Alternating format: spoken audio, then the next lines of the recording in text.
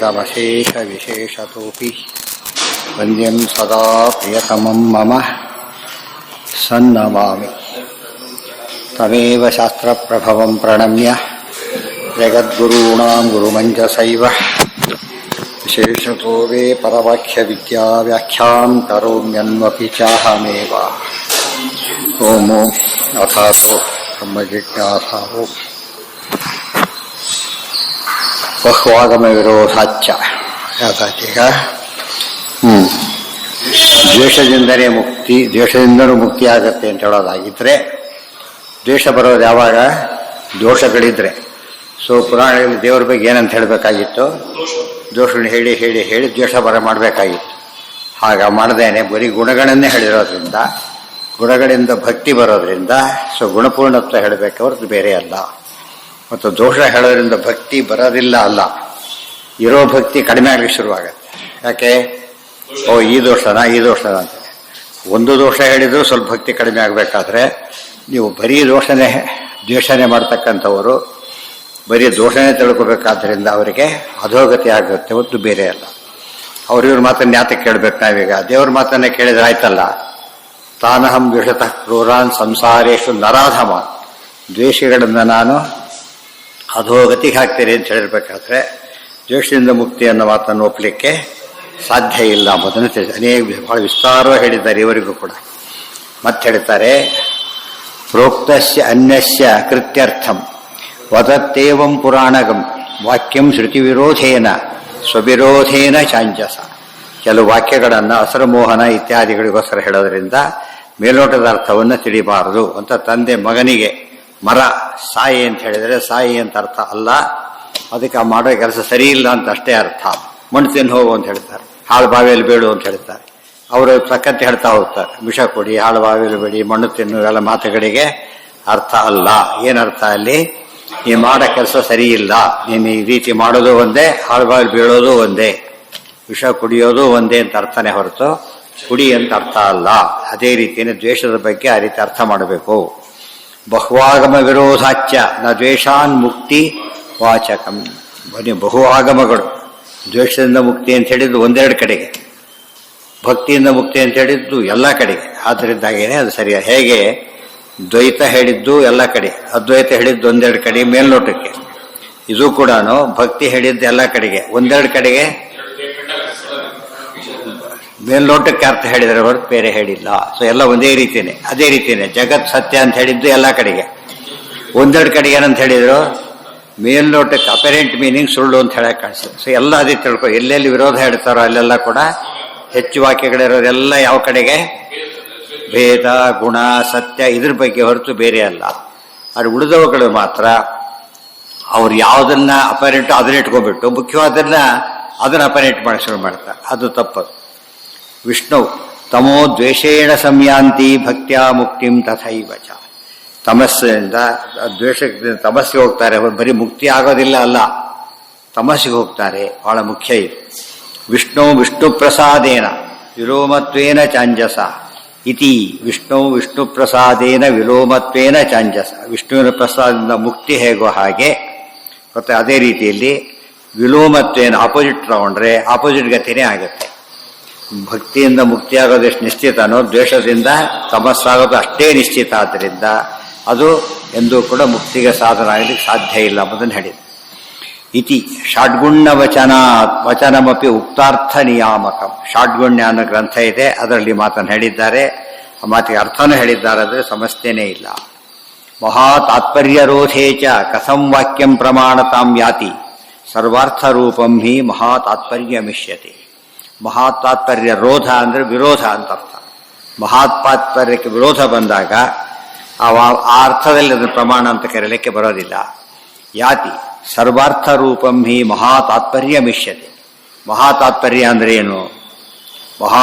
ಅನೇಕ ಕ್ಯಾಟರ್ಸ್ ಇದೆ, ತುಂಬ ಪಾತ್ರಗಳಿದೆ. ನಾಯಕ ಪಾತ್ರದ ಅರ್ಥ ಏನದಕ್ಕೆ? ಎಲ್ಲಕ್ಕಿಂತ ದೊಡ್ಡ ಪ್ರಧಾನ. ಹೀರೋ ಅಂದರೆ ಪ್ರಧಾನ. ಉಳಿದ ಪಾತ್ರಗಳು ಎಷ್ಟೇ ಇರಬಹುದು, ಹೀರೋ ಪ್ರಧಾನ ಹೇಗೋ ಅದೇ ರೀತಿಯೇ ಏನೇ ಹೇಳಿದ್ರು ಕೂಡ ಅತ್ಯಂತ ಪ್ರಧಾನವಾದದ್ದು ಯಾವುದು? ಮಹಾ ತಾತ್ಪರ್ಯ. ಒಂದು ಉದಾಹರಣೆ, ಗೀತೆ ಮೊದಲನೇ ಅಧ್ಯಾಯ ತಾತ್ಪರ್ಯ ಹೇಳು, ಎರಡನೇ ಹೇಳು, ನಾಲ್ಕನೇ ಹೇಳು, ಅದನ್ನ ಹೇಳಿದ್ರು. ಎಲ್ಲ ತಾತ್ಪರ್ಯ ಒಟ್ಟಿಗೆ ಹೇಳು, ಅವಾಗ ಏನು ಮಾಡಬೇಕು, ಎಲ್ಲದನ್ನು ಸೇರಿಸಿ ಹೇಳಬೇಕು. ಅಂದಮೇಲೆ ಭಕ್ತಿ ಬಗ್ಗೆ ಅಷ್ಟೆಲ್ಲ ಹೇಳಿದ ಮೇಲೆ ಮಧ್ಯೆಯಲ್ಲಿ ತಗೊಂಡು ಮತ್ತೆ ಶುರು ಮಾಡಿಬಿಟ್ರೆ ಏನು ಮಾಡಬೇಕಾಗ ಸರಿಯಲ್ಲ. ಎಷ್ಟು ರೀತಿ ಅರ್ಥ ಮಾಡೋದು ತೋರಿಸ್ತಾರೆ. ಇದೆಲ್ಲ ಎರಡು ತಿಳ್ಕೋಬೇಕು. ಒಂದು ಹೇಳೋ ಮೆಥಡ್ ಹೇಗಿರಬೇಕು ಅಂತ ಹೇಳ್ತಾರೆ ಆಚಾರ್ಯ. ಆಲ್ರೌಂಡ್ ಅದಕ್ಕೆ ಸ್ಟ್ರೆಂತ್ ಬರಬೇಕು, ಆ ರೀತಿ ಹೇಳಬೇಕು. ವಿಷಯ ಇರೋದು ಎಷ್ಟು ಮುಖ್ಯನೋ ಹೇಳೋ ಕ್ರಮನೂ ಅಷ್ಟೇ ಮುಖ್ಯ ಎಂಬುದನ್ನು ತಿಳಿಸ್ತಿದ್ದಾರೆ. ಅದೆಲ್ಲ ಕಲಿಬೇಕು. ಅದು ಗುರುಗಳು ಅಂದ್ರೆ ಹಾಗೆ ಹೇಳೋದು ಕಲಿಸೋದು. ಈಗ ಮಾಡಬೇಕು ಅಂತ ಆಚಾರ್ಯ ಹೇಳ್ತಾರೆ. ಪ್ರಮಾಣಗಳು ಹೀಗೆ ಕೊಡಬೇಕು ಅಂತ ವಾಕ್ಯಗಳು ಹೀಗೆ ಅರ್ಥ ಹೇಳಬೇಕು. ಎರಡು ವಾಕ್ಯಗಳು ಬಂದಾಗ ಯಾವುದು ಪ್ರಾಧಾನ್ಯ ಕೊಡಬೇಕು ಎಲ್ಲದನ್ನು ತಿಳಿಸ್ಕೊಟ್ಟಾಗ ಒಂದು ಕಡೆ ಟ್ರೈನ್ ಅಪ್ ಆದರೆ ಏನಾಗುತ್ತಾಗ ಎಲ್ಲ ಕಡೆಗೂ ಅದು ಬರುತ್ತೆ. ಡಿಸಿಪ್ಲಿನ್ ಡೆವಲಪ್ ಆಗುತ್ತೆ. ಒಂದು ಥಾಟ್ ಪ್ರೋಸೆಸ್ ಹೇಗಿರಬೇಕು ಅಂತ ಗೊತ್ತಾಗುತ್ತೆ. ಮಹಾ ತಾತ್ಪರ್ಯ ರೋಧೇಚ ಕಥಂ ವಾಕ್ಯಂ ಪ್ರಮಾಣತಾಂ ಯಾತಿ ಸರ್ವಾರ್ಥ ರೂಪಂ ಹಿ ಮಹಾ ತಾತ್ಪರ್ಯ ಮಿಷ್ಯತೆ. ಸರ್ವಾರ್ಥ ಸರ್ವಶಾಸ್ತ್ರಾರ್ಥಕ್ಕೆ ಅನುಗುಣವಾದ ಅದು ಮಹಾ ತಾತ್ಪರ್ಯ ಅಂತ ಕರೀತಾರೆ. ರಾಮಾಯಣ ತಾತ್ಪರ್ಯ ಏನಪ್ಪ, ಮಹಾಭಾರತ ತಾತ್ಪರ್ಯ ಏನು, ಋಗ್ವೇದ ತಾತ್ಪರ್ಯ ಏನು, ಎಲ್ಲ ಶಾಸ್ತ್ರಗಳ ತಾತ್ಪರ್ಯ ಏನು. ಅವಾಗ ಏನು ಬಂತು, ಆಲೋಡ್ಯ ಸರ್ವಶಾಸ್ತ್ರಾಣಿ ವಿಚಾರ್ಯತೆ ಪುನಃ ಪುನಃ ಇದಮೇಕಂ ಸುನಿಷ್ಪನ್ನಂ ಧ್ಯೇಯೋ ನಾರಾಯಣಸ್ಥ. ನೋಡಿ ಎಲ್ಲ ಅವ್ರು ಹೇಳಿದ ಎಲ್ಲ ನೋಡಿ ಹೇಳ್ತಿರೋದು. ಅದು ಈ ರೀತಿ ಯೋಚನೆ ತಾತ್ಪರ್ಯದ ಎಷ್ಟು ಒಂದು ವಾಕ್ಯ ಇದೆ, ವಾಕ್ಯದ ಅರ್ಥ ಏನು, ಇಷ್ಟೇ. ಒಂದು ಪ್ಯಾರ ಇದೆ, ಪ್ಯಾರಾದ ಅರ್ಥ ಏನು, ಅಧ್ಯಾಯದ ಅರ್ಥ ಏನು, ಗ್ರಂಥದ ಅರ್ಥ ಏನು, ಇಡೀ ಎಲ್ಲ ಗ್ರಂಥಗಳ ಸಾರಾಂಶ ಏನು, ಯಾಕೆ ನೋಡ್ತಾ ಹೋಗು, ಒಂದೊಂದನ್ನೇ ನೋಡ್ತಾ ಹೋಗು. ಮುಂದೆ ವಾಚಕತ್ವಮ್ಮಿ ತಾತ್ಪರ್ಯಂ ಬದರಿಯ ಯದರ್ಥ ಚಾಖಿಲ ರವಾಹ ಸೋರ್ಥ ಕಥಂ ಪರಿತ್ಯಜ್ಯ ಏಕಶಬ್ದಸ್ಯ ಸಂಶಯೇ. ವಾಚಕತ್ವಮ್ಮಿ ತಾತ್ಪರ್ಯಂ ಯದರ್ಥ ಅಖಿಲಾಹ ರವಾಹ. ಧ್ವನಿಗಳು ಕೂಡ ಅದೇ ಅರ್ಥ ಹೇಳಬೇಕು. ಬನ್ನಿ ಅಂತ ಕರೆದಾಗ ಬಾಯಲ್ಲಿ ಅಷ್ಟೇ ಇಲ್ಲ, ಹೇಳೋ ಸ್ಟೈಲ್ ಕೂಡ ಹೇಗಿರಬೇಕು, ಬನ್ನಿ ಅಂತ ಆ ಥರ ಇರಬೇಕು. ಬನ್ನಿ ಅಂತ ಕರೆ ಏನಾಗುತ್ತಾಗ ಬಾಯಲ್ಲಿ ಹೇಳೋದು ಹೋಗಿರೋದು ಅರ್ಥ ಬೇರೆ. ಅದಕ್ಕೆ ಸ್ವರ ಕೂಡ ಹಾಗೆ ಇರಬೇಕು. ಅದು ತಾತ್ಪರ್ಯ ಕೂಡ ಕಾಕು ಅದು ಬೇರೆ ಅಲ್ಲ, ಅದು ಬೇರೆ ನಿಂದೆ ಅದು ಆ್ಯಕ್ಚುಲಿ ವ್ಯಂಗ್ಯ ಕೆಟ್ಟ ಸ್ವರ. ಬನ್ನಿ ಆಯ್ತಾ ಏನೋ ಹೇಳ್ಬಿಡೋದು. ಒಂದೇ ಮಾತನ್ನು ಹೇಳೋದು ಎಷ್ಟು ವ್ಯತ್ಯಾಸ ಇರುತ್ತೆ. ವಿಮರ್ಶೆ ಕೂಡ ಹಾಗೆ, ವಿಮರ್ಶೆ ಮಾಡೋದು ತಪ್ಪು. ಬರೀ ಬೈಯೋದು ವಿಮರ್ಶೆ ಅಲ್ಲ. ನಡೆಯೋದು ಬೈಯೋದ್ರೆ ವಿಮರ್ಶೆ ಅಂತ ತಿಳ್ಕೊಂಡ್ಬಿಡ್ತಾರೆ, ತಪ್ಪದು. ಅದರ ಅರ್ಥ ಮಾಡ್ಕೋಬೇಕು, ಅದಕ್ಕೆ ತಕ್ಕಂತೆ ಉತ್ತರ ಕೊಡಬೇಕು. ಇಲ್ಲ ಹೋಗ ಸರಿ ಇದ್ದರೆ ಸರಿ ಅಂತ ಸಾಧಿಸ್ಬೇಕು, ತಪ್ಪಿದ್ದಾಗ ಹೌದು ತಪ್ಪು ಒಪ್ಕೊಂಡ್ಬಿಡ್ಬೇಕು. ಅದು ಪ್ರಮಾಣಕ್ಕೆ ಸಲ್ಲ ಗೌರವ, ಗೊತ್ತಾಯ್ತಾ. ಪ್ರಮಾಣ ದೇವರು ಅನುಗ್ರಹ ಮಾಡ್ತಾರೆ. ಸತ್ಯ ಹೇಳಿದ್ದಕ್ಕೆ ಅವ್ರು ಏನು ಮಾಡ್ತಾರೆ, ಅನುಗ್ರಹ ಮಾಡ್ತಾರೆ. ವಾಚಕತ್ವಂ ಹಿ ತಾತ್ಪರ್ಯಂ ಯದರ್ಥ ಚ ಅಖಿಲ ರವಾಹ ಸೋರ್ಥ ಕಥಂ ಪರಿತ್ಯಾಜ್ಯ ಏಕಶಬ್ದಶ್ಚ ಸಂಶಯ. ಒಂದು ಸಂಶಯ ಬರ್ತಕ್ಕಂಥ ಒಂದು ವಾಕ್ಯ ಇಟ್ಕೊಂಡು ಎಲ್ಲ ವಾಕ್ಯ ಒಟ್ಟು ಮಹಾ ತಾತ್ಪರ್ಯ ಹೇಗೆ ತೆಗೆದುಹಾಕ್ತೀರಿ ಅಂತ ಕೇಳ್ತಾರೆ.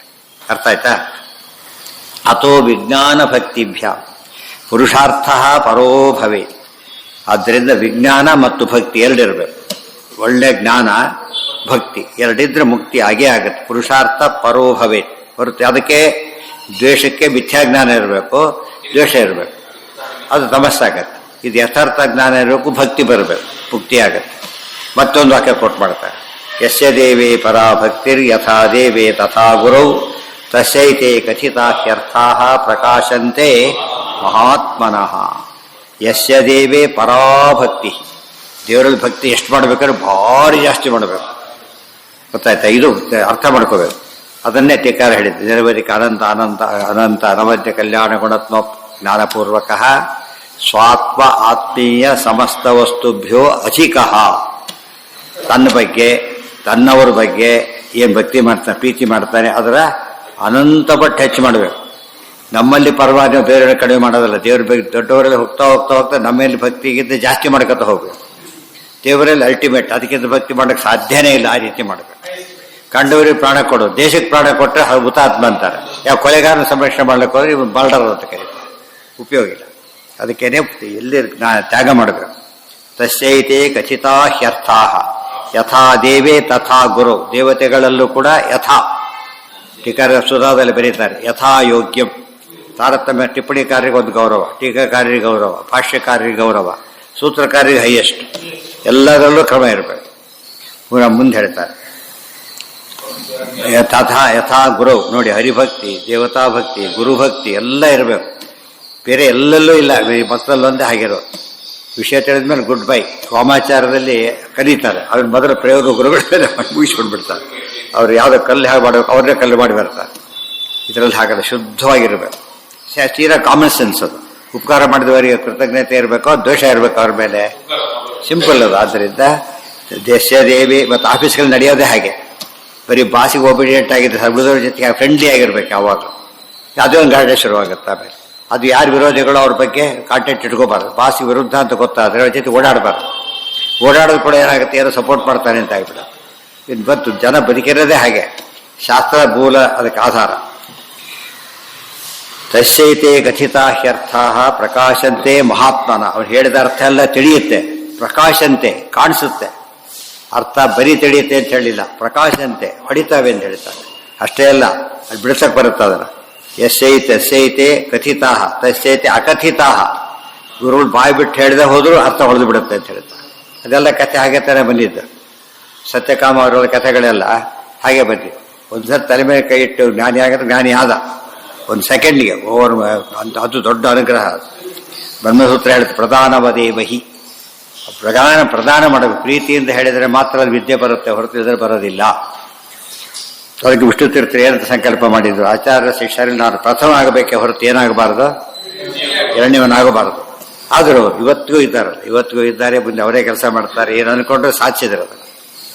ಹೇಗೆ ನಾವು ಫಸ್ಟ್ ಬರಬೇಕು ಎಂಬ ಕಾನ್ಸೆಪ್ಟ್ ಸಾಮಾನ್ಯವಾಗಿ ಇಟ್ಕೊಂಡಿರ್ಬೇಕು ಒಳ್ಳೆ ಕೆಲಸಗಳಲ್ಲಿ. ಕೆಟ್ಟದ್ರಲ್ಲಿ ಎಂಟ್ರಿನೇ ಇರಬಾರ್ದು. ಬೇಡ ಯಾರು ನೋಡಿದ್ರೆ ಬೈಕೊಂಡು ಹೋಗ್ರಿ, ಬೇಕಿಲ್ಲ. ಎಷ್ಟೋ ಜನ ತಮಾಷೆ ಮಾಡ್ತಾರೆ ಗೊತ್ತೇ, ಹೋಟ್ಲಿಗೆ ಹೋಗೋದಿಲ್ಲ, ಕಾಫಿ ತಿಂಡಿ ತಿಂತಾನೆ ಅಂದರೆ ಏನು ನೀವೆಲ್ಲ ಮನುಷ್ಯರ ಏನೋಡೆ ಕೇಳ್ತಾರೆ. ಹಾಗಂದುಬಿಟ್ರೆ ತಿಂದು ತೋರಿಸ್ತೀನಿ ಮಾತು ಹೋಗ್ಬಾರ್ದು. ಯಾಕೆ ಅವ್ನು ಬೈಕೊಂಡು ಹೋಗಲಿ. ಅವ್ನು ತಿಳುವಳಿಕೆ ಎಲ್ಲರೂ ಬೈತಾರೆ, ನಾವೇ ತಲೆ ಕೆಡಿಸ್ಕೋಬೇಕು. ಅರ್ಥ ಆಯ್ತಾ? ಇವತ್ತು ಸರಿಯಾಗಿ ಯೋಚನೆ ಬತ್ತೆಲ್ಲ ಏನು ಹೊಸ ಹೊಸ ಸಂಶೋಧನೆ ನಡೀತಾ ಇದೆ, ಅದೆಲ್ಲ ಶಾಸ್ತ್ರ ಒಪ್ಪ ಮಾಡ್ತಾ ಇದ್ದಾರೆ ಕೆಲಸ ಅವರೀಗ.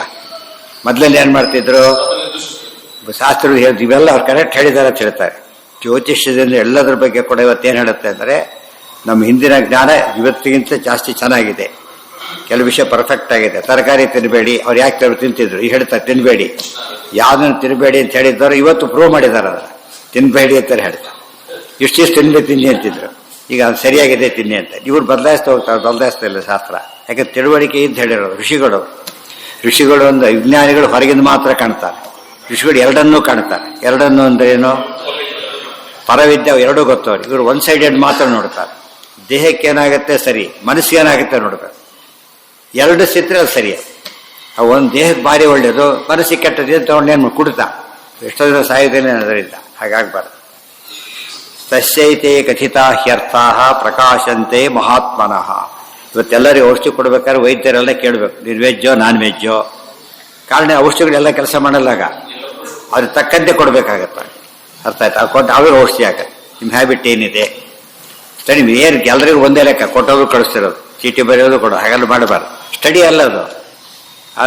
ಮೆಡಿಕಲ್ ಸ್ಟೋರಿಗೆ ತೊಗೊಂಡಾಗತ್ತೆ. ಡಾಕ್ಟರ್ ಕೇಳಿ ಯೋಚನೆ ಮಾಡ್ತಾರೆ ಫಸ್ಟ್, ಇದೇನು ಹೊಟ್ಟೆ ಬಂತು, ಯಾತಕ್ಕೆ ಬಂತು, ಏನು ತಿನ್ನೋರು ನೀವು ಕೇಳಬೇಕು. ಅದು ತಕ್ಕಂತೆ ಆದರೆ ಈ ಪ್ರಾಬ್ಲಮ್ ಏನು ಗೊತ್ತಾಗುತ್ತೆ. ಬೈಲಕ್ಕೆಲ್ಲ ನೀವು ಕೇಳೋದು ಯಾತಕ್ಕೆ, ಸರಿಯಾಗಿ ಔಷಧಿ ಕೊಡಬೇಕು ಅಂತ ಗೊತ್ತಾಗಬೇಕಾದ್ರೆ ಅಭ್ಯಾಸ ಮಾಡಿ. ಸ್ಮೋಕ್ ಮಾಡ್ತೀವಿ ಅಲ್ಲಿ ಹೇಳಬೇಕು ಅವನು ಸರಿಯಾಗಿ ಕೂಡ. ಸ್ಮೋಕ್ ಮಾಡಿ ಅಲ್ಲೇ ಸೇರ್ಕೋದ್ರೆ ಗೊತ್ತಾಗುತ್ತೆ ವಾಸನೆ. ಆದರೆ ಅದೆಲ್ಲ ಕೇಳಿ ಹಾಗಿದ್ರೆ ನೀನು ಬಿಟ್ಟುಬಿಡು ಫಸ್ಟ್. ಅದ್ರ ಏನೇ ಔಷಧಿ ಕೊಟ್ಟರೆ ಕೆಲಸ ಮಾಡೋದಿಲ್ಲ, ಫಸ್ಟ್ ಅದನ್ನು ಬಿಡು. ಹಾಗೆಲ್ಲ ಏನಾರ ಮಾಡ್ಕೊಂಡೋಗಿ ಔಷಧಿ ಕೊಟ್ಟಾಯ್ತು, ಈ ಬಿಲ್ ಕೊಟ್ಟು ಹೋಗ್ಬಿಡು ಅಂತ ಅದು ಕನ್ಸರ್ನ್ ಇರೋದ್ರೆ ಕನ್ಸರ್ನ್ ಇರ್ಬೇಕು ಅವಾಗ. ಹೌದೌದು. ಕಾರಣ ಏನಂದ್ರೆ ಇದು ಸಿಂಪಲ್, ಆದಷ್ಟು ಸಿಂಪಲ್ ಆಗಿರ್ಬೇಕು. ಅದು ಹೋಗೇ ಬಿಡ್ತಾವೆಲ್ಲ, ಕೊಡೋದೇ ಇಲ್ಲ.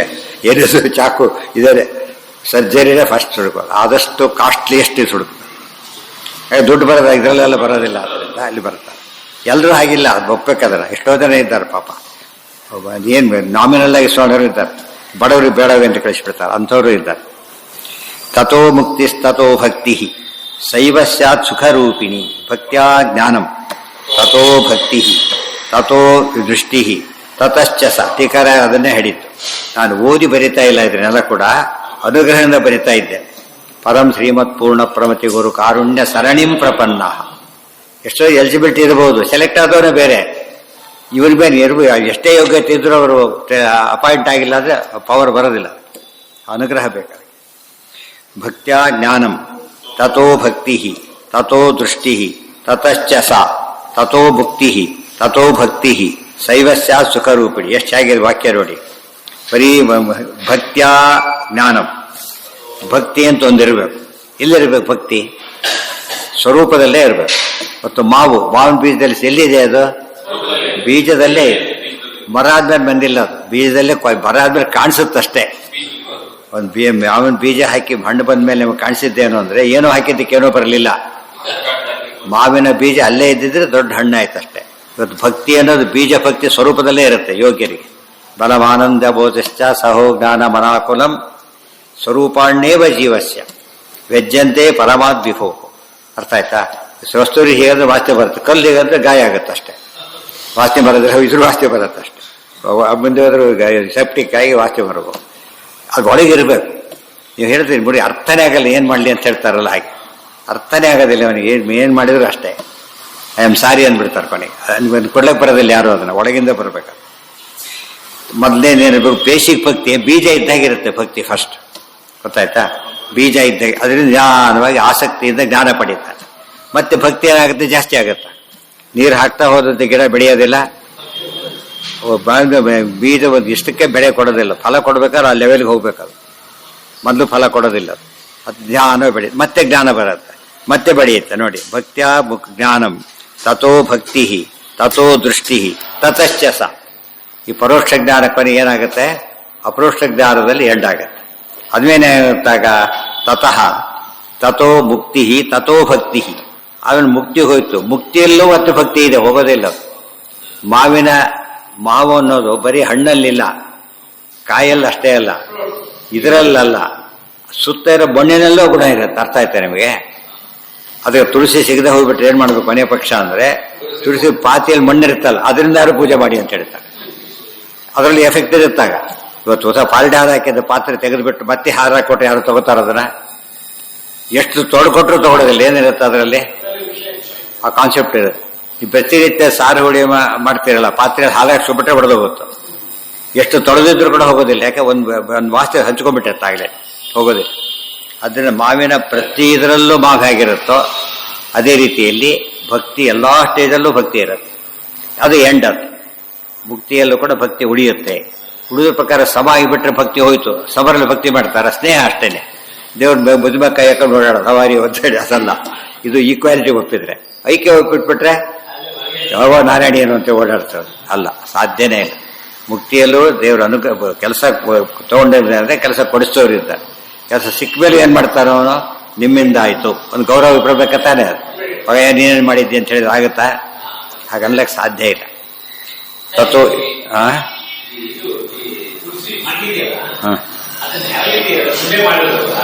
ಅಲ್ಲ, ಹೇಳಿ ತಾತ್ಪರ್ಯ ಏನು ಅಂದರೆ, ಬಿಡಿ ಆ ಮಣ್ಣು ಮುಟ್ಟಿಗೆ ನಾವು ಕೈಲಿ ಮುಟ್ಟಿದ್ರು ತುಳಸಿ ಹಾಕಿದ ಲೆಕ್ಕ. ಆ ಮಣ್ಣು ಮುಟ್ಟಿ ಬರುತ್ತೆ. ಈಗ ಆ ರೀತಿ ಬರುತ್ತಾ ಇಲ್ಲ? ಈಗ ನಿಮಗೆ ಅದು ಮೇಲ್ನೋಟಕ್ಕೆ ಒಪ್ಪೋದಿಲ್ಲ.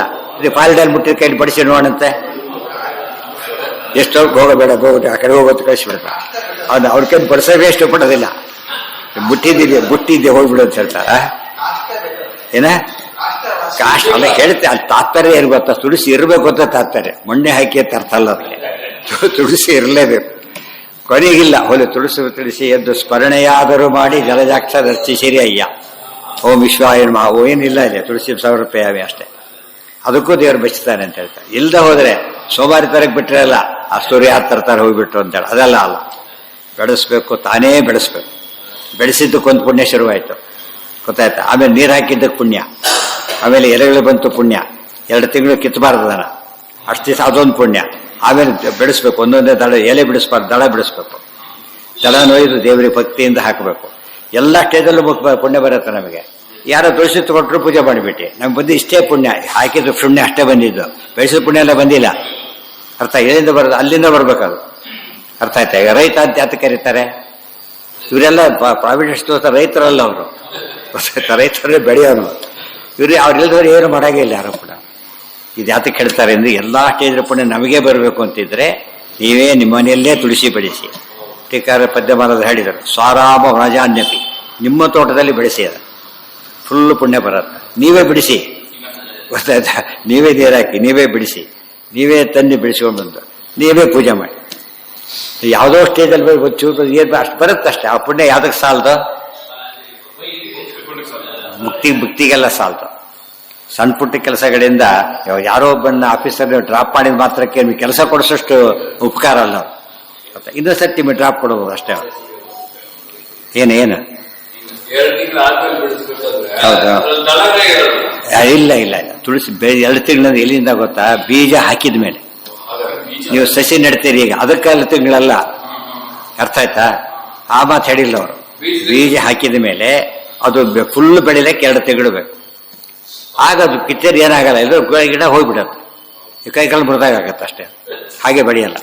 ಆ ಸ್ಟೇಜಲ್ಲಿ ಬಿಡಿಸಿದ್ರೆ 1 ವಾರಕ್ಕೆ ಡಬಲ್ ಆಗುತ್ತೆ. 1 ದಳ ತೆಗೆದು 2 ದಳ ಬಂದಿರುತ್ತೆ, 2 ದಳದ 4 ಆ ಥರ ಬೆಳೀತಾ ಹೋಗುತ್ತೆ. ತೆಗೆದು ಹೋದರೆ ಬೆಳೆಯೋದಿಲ್ಲ, ಮತ್ತೆ ತೆಗಿಲೇಬೇಕು, ದೇವ್ರ ಅರ್ಥಲ್ಲೇ ಮಾಡಲೇಬೇಕು. ಗಿಡ ಎಷ್ಟು ದಿವಸದ್ದಾಗಿದೆ, ಎಷ್ಟು ದಿವಸದ ಗಿಡ ನೋಡಬೇಕು. ಉಳಿದ ಬಿಡೋದು ದಿವಸಕ್ಕೆ ಬರುತ್ತೆ. ಗೊತ್ತಾಯ್ತಾ? ನಿಮ್ಗೆ ಇನ್ನೂ ಸಿಂಪಲ್ ಟೆಸ್ಟ್ ಅದು. ಯಾವಾಗ ನೀವು ಸ್ವಲ್ಪ ಇರುತ್ತೆ ಹೀಗಂತಕ್ಕೆ ಹೋದ್ರೆ ತುಳಸಿ ಬುಡನೇ ಬಂದ್ಬಿಡುತ್ತೆ ಮೇಲಕ್ಕೆ. ಸರಿಯಾಗಿ ಅಂಟ್ತಾ ಹೋಗಿದ್ರೆ ಅದು ಈಗ ಅಂತಿದ್ರೆ ತುಳಸಿಗೆ ಇದು ಬರೋದಿಲ್ಲ, ಗಿಡ ಬೇರೆ ಬಂದ್ಬಿಡುತ್ತೆ. ಅಟ್ಟಿಲ್ಲ, ಗಟ್ಟಿಯಾಗಿ ಅಂಟಿಲ್ಲ ಅದು. ಯಾವಾಗ ಅಂಟತ್ತದು? 2 ತಿಂಗಳಾದ್ರೆ ಫರ್ಮ್ ಆಗಿಬಿಟ್ಟರು. ಈ ಕ್ಯೂರಿಂಗಿಗೆ ಎಷ್ಟೇ ಮಾಡಿದ್ರು ಅವತ್ತು 1 ದಿವಸ ಕಾಯಲೇಬೇಕಾದ್ರೆ. 1 ದಿವಸ ಜನರಲ್ ಇದೆ ಅಂದರೆ ಅದು ಬರೋ ದಿವಸ ಗೋಡೆ ಕಂಟಿನ್ಯೂ ಮಾಡಬೇಕಾದ್ರೆ ಫುಲ್ 1 ದಿವಸ ಗೋಡೆ ಕಟ್ಟೋದಿಲ್ಲ, ಒಂದು ಸ್ಟೇಜಲ್ಲಿ ನಿಲ್ಲಿಸ್ಬಿಡ್ತಾರೆ. ದಿವಸ ಬಿಟ್ರೆ ಅದು ಸೆಟ್ ಆದ್ಮೇಲೆ ಬಿಟ್ಟರೆ ಅದು ತಡ್ಕೊಳುತ್ತೆ, ಅಲ್ಲಿಂದ ಹಾಗೆ ಕುಸ್ತು ಬಿಡುತ್ತೆ ಇಲ್ಲ. ಅರ್ಥ ಆಯ್ತಾ? ಈ ಎಲ್ಲ ದೃಷ್ಟಿಯಲ್ಲಿ ನಮಗೊಂದು ಅರ್ಥ ಮಾಡಿಕೊಂಡ್ರೆ ಪಾಠ ಪ್ರವಚನಗಳು ಹಾಗೆ. ಯಾಕೆ ಡೈಲಿ 1 ದಿವಸ ಹೇಳೋದಿಲ್ಲ ಅಂದರೆ ಅದು ಗಟ್ಟಿ ಆಗ್ಬೇಕು. ಹಿಂದಿನ ದಿವಸದಿಂದ ಗಟ್ಟಿ ಯಾವಾಗ ಆಗುತ್ತೆ? ಸುಮ್ಮನೆ ಬಿಟ್ಟರೆ ಗಟ್ಟಿ ಆಗುತ್ತೆ. ಮನನ ಮಾಡಬೇಕು, ಒಂದ್ಸತಿ ಓದಬೇಕು, ಅವಾಗ ಸ್ವಲ್ಪ ಗಟ್ಟಿ ಆಗುತ್ತೆ. ತಥೋ ಮುಕ್ತಿ ತಥೋ ಭಕ್ತಿ ಶೈವ ಸ್ಯಾತ್ ಸುಖ. ಭಕ್ತಿಯಲ್ಲಿ ಭಕ್ತಿಯಿಂದ ಸುಖ, ಭಕ್ತಿಯಿಂದ ಸುಖ ಎಂಬುದಕ್ಕೆ ನೀವೇ ದೊಡ್ಡವರ ಸೇವೆ ಮಾಡಿ ಮನಸ್ಸಿನ ನೆಮ್ಮದಿ ಸಿಗುತ್ತೆ, ಭಾರಿ ಖುಷಿ ಅನಿಸುತ್ತೆ. ಅದೇ ಭಕ್ತಿಯ ಫಲ. ಭಕ್ತ್ಯಾ ಪ್ರಸನ್ನೋ ಭಗವಾನ್ ದದ್ಯಾತ್ ಜ್ಞಾನ ಮನಾಕುಲಂ. ಪರಮಾತ್ಮ ಪ್ರಸನ್ನ ಆಗೋದು ಯಾವುದರಿಂದ ಅಂದರೆ ಭಕ್ತಿಯಿಂದ ಪ್ರಸನ್ನನಾಗ್ತಾನೆ, ಆಮೇಲೆ ಜ್ಞಾನವನ್ನು ಕೊಡ್ತಾನೆ. ಅನಾಕುಲಂ, ಎಲ್ಲಿದೆ ಅನಾಕುಲಂ? ಅನಾಕುಲಂ ಗೋಕುಲಂ ಉಲ್ಲಾಸ. ಆಕುಲಗೊಳ್ಳದೇ ಇರತಕ್ಕಂಥ ಭಕ್ತಿ ಅಂದರೆ ಶೇಕ್ ಆಗೋದಿಲ್ಲ ಭಕ್ತಿ. ನಿರ್ವ್ಯಾಜ ನಿರ್ನಿಮಿತ್ತಾಂ ನಿರ್ವ್ಯಾಜಾಂ ನಿಶ್ಚಲಾಂ ಸದ್ಗುಣಗಣ ಭರತೀಂ ಶಾಶ್ವತೀಂ ಆಶ್ರುತಿ ಅಂತ ಭಕ್ತಿ ಭಗವಂತ ಕೊಡ್ತಾನೆ. ಇಷ್ಟೆಲ್ಲ ಭಕ್ತಿಯಲ್ಲಿ ಪ್ರೋಸೆಸ್ ಇರಬೇಕಾದ್ರೆ ದ್ವೇಷ ಮಾಡಿದ್ರೆ ಆಗುತ್ತೆ ಅಂತ ಹೇಳ್ತೀಯಲ್ಲ, ಯೋಚನೆ ಮಾಡಿ ಅಂತ ಹೇಳ್ತಾರೆ. ತಯೈವ ದರ್ಶನಂ ಯಾತಃ ಪ್ರದದ್ಯಾನ್ ಮುಕ್ತಿ ಮೇತಯ. ಭಕ್ತಿಗೆ ಪರಮಾತ್ಮ ದರ್ಶನ ಕೊಡ್ತಾನೆ. ನಾಹಂ ವೇದೆ, ಅವನಿಗೆ ದರ್ಶನ ಕೊಡೋಕ್ಕಾಗಲ್ರಿ ಅಂತ ಯಾರು ವೇಟ್ ಮಾಡ್ತಿರ್ತಾನೆ, ಆಗಲ್ಲ ಅಂತ ಹೇಳ್ತಾರೆ. ಸ್ವಲ್ಪ ಹೊತ್ತಾಗತ್ತೆ, ಏನೇ ಇಲ್ಲ ಕೂತಿದ್ದಾನೆ, ನಿನ್ನ ಕೂತಿದ್ದಾನೆ ಅಂತ ಹೇಳ್ತಾರೆ. ಅವ್ನಿಗೆ ಹೇಳೋ ಇಲ್ಲ ಅಂತ ಹೇಳಿ, ಕೇಳಿದ್ರೆ ಹೋಗ್ತಾ ಇಲ್ಲ ಅಂತ ಹೇಳಿ.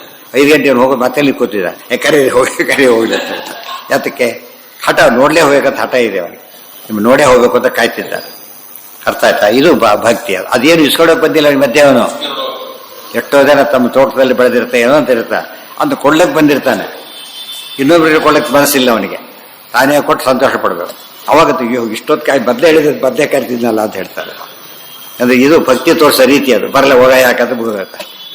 ಯಾರು ಬರೋದು ಕಾಯ್ತಾರೆ, ಅವಾಗ ಹೇಳ್ತಾರೆ, ಓ ಅದು ಎಷ್ಟು ಕಾಯ್ತಿದ್ರು ನೋಡೋ ಪಾಪ, ನನಗೋಸ್ಕರ ಎಷ್ಟು ಕಾದ್ರು ಅಂತ ಹೇಳ್ತಾರೆ. ನೀವು ಬತ್ತೆ ಎಲ್ಲ ಬುಟ್ಟ ಬೂಯಿಸ್ಬಿಟ್ಟಿದ್ರು, ಅವತ್ತೇನು ಮಾಡ್ತಾರೆ ಅವರು? ಮನೇಲಿ ಆಗಿರಲ್ಲ, ಇಲ್ಲಿ ಇಲ್ಲ, ಎಷ್ಟು ಕಷ್ಟ ಆಗುತ್ತೆ. ಅದೆಲ್ಲ ಯೋಚನೆ ಮಾಡಬೇಕು. ಭಕ್ತಿ ತೋರಿಸೋ ರೀತಿ ಅದು. ಬರೀ ಇದು ಮಾಡಿದ್ರೆ ಭಕ್ತಿ ಅಂತ ಕರೆಯೋದಿಲ್ಲ, ಅದಕ್ಕೆ ತಕ್ಕಂತೆ ಆ್ಯಕ್ಷನ್ ಇರಬೇಕು. ಹೇಳಿ ಭಕ್ತಿ ಯಾಕೆ ಕಾಯ್ತಾ ಇದ್ದು ಕೂತಿದ್ದೆ, ಅದೇ ಭಕ್ತಿ. ಕಾಯ್ತಾ ಕೂತಿದ್ದಾರೆ, ಬರೋದ್ರೆ ಊಟನೇ ಮಾಡಲ್ಲ ಅಂತ ಹೇಳ್ತಾರೆ. ಹಾಗಿದ್ರೆ ಬಂದೇ ಬರಬೇಕು, ಬೇರೆ ದಾರಿ ಇಲ್ಲ.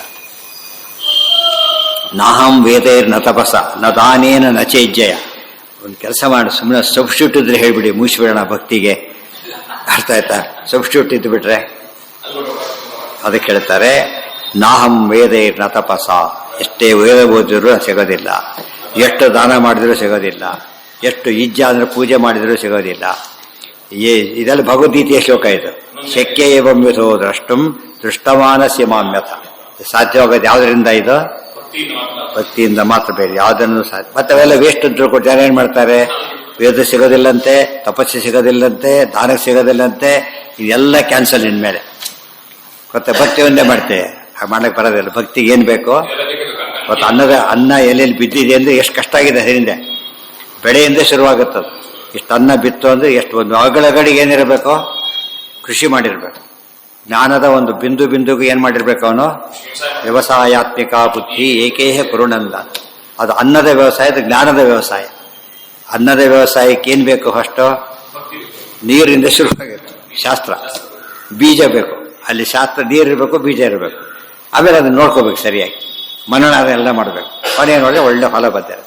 ಒಂದು ಬೀಜಕ್ಕೆ ಎಷ್ಟು ಫಲ ಬಂದಿರುತ್ತೆ ಯೋಚನೆ ಮಾಡಿ. ಒಂದು ಬೀಜ 100 ಬೀಜ ಆಗಿಬಿಟ್ಟೆ. ಶಕ್ಯ ಏವಂ ವಿಧೋ ವ್ಯವಸಾಯನ ಹೆಸರು ದೇವರಿಗಿದೆ. ವ್ಯವಸಾಯೋ ವ್ಯವಸ್ಥಾನ ಸಂಸ್ಥಾನ ಸ್ಥಾನದೋ ಧ್ರುವ. ವ್ಯವಸಾಯದಲ್ಲಿ ದೇವರು ನಿಂತು ಕೆಲಸ ಮಾಡಿಸ್ತಾರೆ ಅಂತ. ಶಕ್ಯ ಏವಂ ವಿಧೋ ದ್ರಷ್ಟುಂ ದೃಷ್ಟವಾನಸ್ಯ ಮಾಮ್ಯಥಾ ಭಕ್ತ್ಯಾತು ಅನನ್ಯಯ ಶಕ್ಯ ಅಹವೇವಂ ವಿಧೋರ್ಜನ. ಆದರೆ ಭಕ್ತಿ ಅನ್ನೋದು ಹೇಗಿರಬೇಕಿದು? ಅನನ್ಯ. ಅನನ್ಯ ಅಂದ್ರೆ ಏನು? ಬೇರೆ ಕಡೆ ಡಿಸ್ಟರ್ಬ್, ಒಂದರ್ಥ ಶೇಕ್ ಆಗಬಾರ್ದು, ಇನ್ನೊಂದರ್ಥ ಇನ್ನೊಂದು ಕಡೆ ಡೈವರ್ಟ್ ಆಗಬಾರ್ದು, ಮತ್ತೊಂದು ರೀತಿಯ ಅರ್ಥ ಅಕೇಶನಲ್ ಆಗಬಾರ್ದು, ಮತ್ತೆ ಪರ್ಪಸ್ ಇಟ್ಕೊಂಡು ಬರಬಾರ್ದು. ಇದೆಲ್ಲ ಹೇಳ್ತಾ ಹೋದರೆ ಆ ಭಕ್ತಿಯ ಸ್ವರೂಪ ಗೊತ್ತಾಗುತ್ತೆ. ಇದೆಲ್ಲ ಕೇಳಿದರೆ ಭಕ್ತಿ ಮಾಡಲೇಬೇಕು. ಆದ್ದರಿಂದ ಭಕ್ತಿ ಜ್ಞಾನ ಬೇಕೇ ಬೇಕು. ಆದ್ದರಿಂದ ಜ್ಞಾನಕ್ಕೆ ಅಧ್ಯಯನ ಬೇಕೇ ಬೇಕು. ಆದ್ದರಿಂದ ನಿತ್ಯ ಮಾಡೋ ಪಾಠ ಪ್ರವಚನ ಮುಖ್ಯ ಉದ್ದೇಶ ಏನಂದರೆ ಜ್ಞಾನ ಭಕ್ತಿ ಜಾಸ್ತಿ ಆಗುತ್ತೆ. ಅದಾಗದೆ ಹೋಗ್ಬಿಟ್ರೆ ವೇಸ್ಟ್ ಅಂತ.